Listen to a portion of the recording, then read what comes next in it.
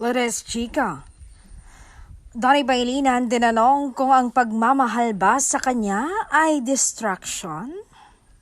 Saad niya sa panayam ng isang mosang, why do some people think that love is just a waste of time? No, para sa akin talagang napakasarap magmahal.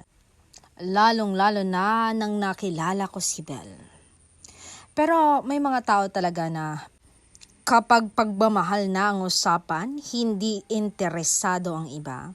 Dahil may mga naniniwala na love is just a distraction. For some, love is never an option.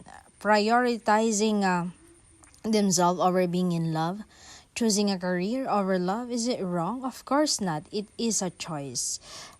Pero natatakot ka bang magmahal? Kasi nakakatakot rin talaga masaktan, magbigat, mabigo at maiwan. Pero huwag mong kakalimutan na nakapakasarap magmahal, lalo na't kung minamahal ka talaga ng minamahal mo.